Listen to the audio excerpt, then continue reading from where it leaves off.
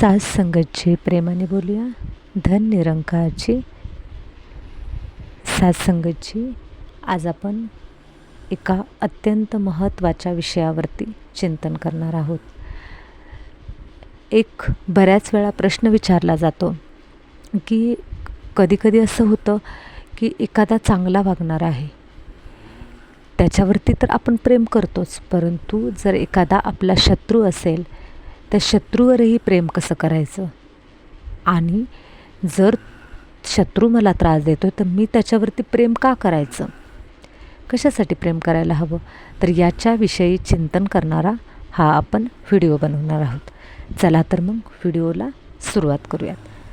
तर बघा, सर्वप्रथम भगवद्गीतेमध्ये याविषयी काय सांगितले आहे ते आपण समजून घेऊयात. भगवद्गीतेमध्ये भगवान श्रीकृष्ण सांगतात की मनुष्याने द्वेष, राग आणि सूड भावना सोडून समत्व भाव ठेवावा. शत्रूवर प्रेम करणे म्हणजे त्यांच्या चुकीला समर्थन देणे नव्हे, तर आपल्या मनात द्वेष न ठेवणे. बऱ्याच वेळा आपण काय करतो, आपण एखाद्या व्यक्तीला माफ करत नाही. आपल्याला असं वाटतं की जर मी त्या व्यक्तीला माफ केलं तर ती व्यक्ती अजून त्या चुका करेल, अजून करत राहील, अजून मला त्रास देत राहील, मी अन्याय का सहन करू, असं आपल्याला वाटत जातं. आणि आपण काय करत जातो, आपण पुढच्या व्यक्तींनी जर आपल्या बाबतीत काही आपल्याला त्रास दिला, आपल्या बाबतीत काही चुकीचं पाऊल उचललं की आपण लगेच काय करतो, त्या व्यक्तीवरती आपण रिॲक्ट होतो. आपण त्याला लगेच जाब विचारतो, लगेच तिथल्या तिथं त्या गोष्टी आपण खोडण्याचा प्रयत्न करत असतो. हे आपलं एक नॉर्मल जीवन झालेलं आहे. आपल्याला असंच वाटतं की पुढचा व्यक्ती त्रास देतो, मी त्याला सांगितलं, बोललो की विषय तिथं संपतो. परंतु विषय हा तिथेच कधी संपत नाही, कारण त्याच्या पाठीमागे खूप मोठी कर्माची गहन गती आहे. बघा, भगवान श्रीकृष्ण म्हणतात की अद्वेष्टा सर्वभूतांना मैत्र करुणच एवच. गीतेमध्ये जो 12वा अध्याय आहे त्यामध्ये 13 नंबरचा जो श्लोक आहे त्यामध्ये असं म्हटलेलं आहे की जो सर्व प्राणीमात्रांबद्दल द्वेष बाळगत नाही, सर्वांशी मैत्री आणि करुणा ठेवतो, तो भगवंताला अतिप्रिय असतो. मग भगवंताला हा भक्त प्रिय आहे की जो कोणाबद्दलही द्वेष मनामध्ये ठेवत नाही. आणि आपण भगवंताची भक्ती करतोय आणि आपल्याला असं वाटतं की कोणाबद्दलही माझ्या मनामध्ये द्वेष नाही राहिला पाहिजे, सगळ्यांच्याबद्दल माझ्या मनामध्ये प्रेम निर्माण झाले पाहिजे. परंतु काय होतं, आपण शत्रूवरती प्रेम करायचं आपल्याला जरा खूपच अवघड वाटतं. आणि हे व्यावहारिक आहे, कारण दुनियेमध्ये आपण पाहतो किंवा आपल्याही जीवनामध्ये आपल्या बाबतीतच किस्से घडतात तेव्हाही आपण पाहतो. बघा, कर्माची जी गहन गती आहे ती आपण या ठिकाणी समजून घ्यायची आहे. परमात्म्याने काय केलेलं आहे, या सृष्टीवरती काही नियम घालून दिलेले आहेत. त्याच्यामध्ये कर्माचा एक नियम आहे, त्याच्यामध्ये आपण जसं कर्म करतो तसं आपल्याला फळ मिळत असतं. मग कधी आपल्याला असं वाटतं की या जन्मामध्ये तर मी कधी कोणाचं पाप केलं नाही, कधी कोणाला त्रास दिलेला नाही, तरीही मला अगदी लहानपणापासून इतकं का सहन करावं लागतं, इतकी लोक मला का त्रास देत आहेत. परंतु याच्या पाठीमागे सुद्धा कर्माची गहनगती आहे. आपण या जन्मामध्ये कोणाचं काही वाईट केलेलं नाही, परंतु आपण पूर्वजन्मामध्ये काहीतरी वाईट करून नक्कीच आलेलं आहे. कळत नकळत आपल्याकडून पापकर्म घडलेलं आहेत, त्याचं फळ आपल्याला या जन्मामध्ये मिळत असतं. मग काय होतं की कर्माची गहनगतीनुसार काय आहे, तर आज जो आपल्याशी वाईट वागतो तो कदाचित आपल्या पूर्वकर्माचे फळ देण्यासाठी निमित्त झालेला आहे. आता एक उदाहरण घेऊयात.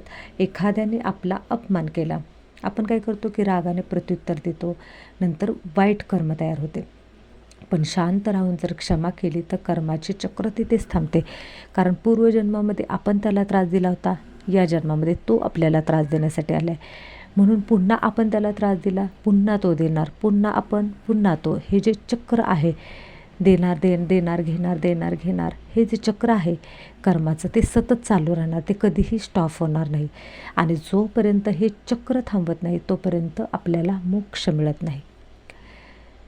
तर त्यासाठी आपल्याला संतसुद्धा सांगून गेले, सगळे संत हेच सांगायचे की अरे तुला जर असं वाटत असेल की तुला संपूर्ण सुख हवं आहे, तर त्यासाठी तुला इतरांना क्षमा करावी लागेल, आणि ते पण अंतःकरणापासून क्षमा. कोणाबद्दलही द्वेष बाळगायचा नाही, सगळ्यांच्याबद्दल समत्व भाव, प्रेम भाव मनामध्ये निर्माण झाला पाहिजे. महाभारतामध्ये एक उदाहरण आहे बघा, दुर्योधनाने पांडवांना खूप त्रास दिला, पण धर्मराज युधिष्ठिर मात्र त्यांच्या मनामध्ये कोणतीही सूडभावना नव्हती. त्यांनी धर्माचा मार्ग सोडला नाही, त्यामुळे अखेरीस विजय धर्माचाच झाला. हे जे म्हणजे महाभारतामध्ये जे काही उदाहरणं आहेत पांडवांची आहेत, तर ती आपल्यासाठीच आहेत. आपल्याला त्याच्यातून प्रेरणा घ्यायची आहे. बऱ्याच वेळा काय होतं, शत्रूवर प्रेम का करायचं हेच माहीत नसतं. शत्रूवर प्रेम केल्यामुळे काय होतं, तर आपण बघितलं वरती की आपलं जे कर्माचं चक्र आहे ते कर्माचं चक्र त्या ठिकाणी थांबतं, मनशांती मिळते. कारण बघा, ज्यावेळेस आपण इतरांबद्दल द्वेष मनामध्ये ठेवतो त्यावेळेस आपलं मन हे खूप अस्वस्थ झालेलं असतं, व्याकुळ झालेलं असतं. आणि हे व्याकुळ मन खूप तडफडत असतं, धडपडत असतं, अस्वस्थ असतं आणि आपल्याला त्याचा खूप त्रास होतो. त्याच्यामुळे मनशांती मिळवण्यासाठी आपण सहज इतरांना माफ करता आलं पाहिजे आणि त्याला क्षमा करून तो विषय डोक्यातून काढून टाकता आला पाहिजे. तर हा फायदा शत्रूवर प्रेम केल्यामुळे होतो. नवीन वाईट कर्म निर्माण होत नाही. सूडभावना कर्मबंधन वाढवते. कारण आपल्याला काय होतं, एखाद्या व्यक्तीने त्रास दिला की आपल्या मनामध्ये सूडाची भावना निर्माण होते.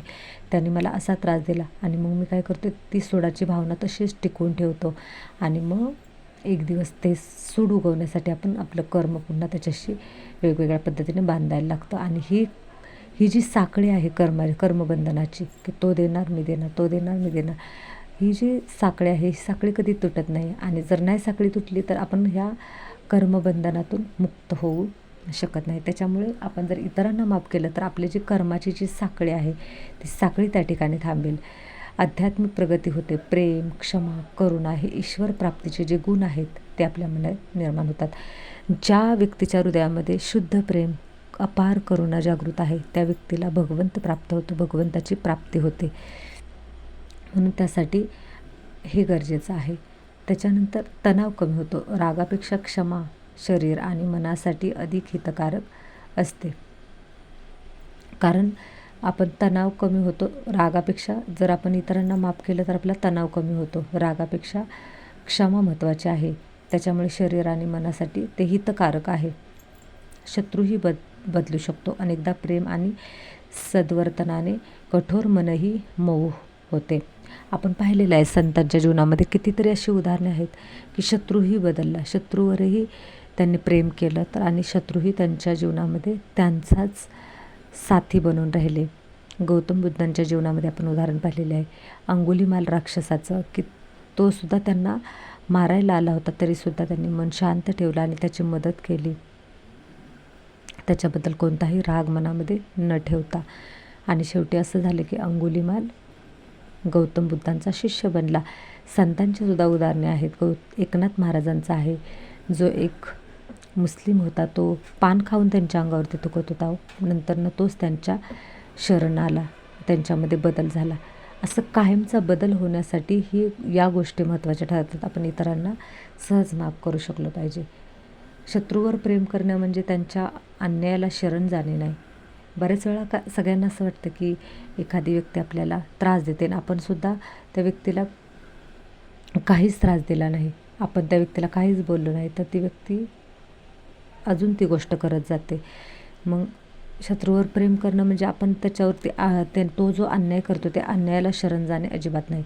अन्यायाचा विरोध करावा पण मनात द्वेष ठेवू नये. समजा आता बऱ्याच जणांना असा प्रश्न पडेल की पुढची व्यक्ती माझ्यावरती अन्याय करते, मग त्यावेळेस फक्त काय आपण गप्प बसायचं का? जरूर आपण त्या व्यक्तीला विचारू शकतो, परंतु मनामध्ये कोणत्याही प्रकारची द्वेषभावना न ठेवता. कारण ही द्वेषभावना आपल्याला आपल्या आत्म्याची जी स्थिती आहे ती लो लेवलला घेऊन येते. आपली आत्म्याची फ्रिक्वेन्सी लो लेवलला येते. जेव्हा आत्म्याची फ्रिक्वेन्सी हाय फ्रिक्वेन्सीमध्ये निर्माण होते त्यावेळी परमात्म्याचं आणि आपलं मिलन होतं. आपल्याला आत्मसाक्षात्कार होतो, परमात्म साक्षात्कार होतो. परंतु ती जी फ्रिक्वेन्सी आहे ती आपल्याला उच्च प्रतीची फ्रिक्वेन्सी टिकवून ठेवायची आहे. ती उच्च प्रतीची फ्रिक्वेन्सी टिकवून ठेवण्यासाठी आपल्याला परमात्म्याला शरण जावं लागतं आणि परमात्म्यामध्ये असलेले जे दिव्य गुण आहेत ते आपल्यामध्ये आले पाहिजेत. त्याचवेळी आपण काय करू शकतो, आपण इतरांना माफ करू शकतो आणि परमेश्वराची आपण प्राप्ती करू शकतो. तर त्यासाठी आपल्याला जर शत्रूवरही प्रेम करायचं असेल तर त्यासाठी काय करायचं आहे, त्यासाठी आपल्या हृदयामध्ये अपार करुणा असली पाहिजे, प्रेमभाव असला पाहिजे. याच्याशिवाय आपण इतरांना माफ करू शकत नाही. तर अशा प्रकारे आपण पाहिलेलं आहे की शत्रूवरही प्रेम केल्यानंतर खूप सारे चमत्कारिक परिणाम आपल्याला दिसतात. साधू संतांच्या बाबतीत घडलेली उदाहरणे पाहिली, भगवद्गीता काय सांगते हे देखील पाहिलं आपण. तर चला मग आजचा हा व्हिडिओ आपण इथेच थांबूयात, हे चिंतन आपण इथेच थांबूयात. तुम्ही सर्वजण नेहमी असेच हसत राहा, खुश राहा, आनंदी राहा आणि तुमचं खूप खूप कल्याण हो, हीच सदिच्छा. धन्यवाद.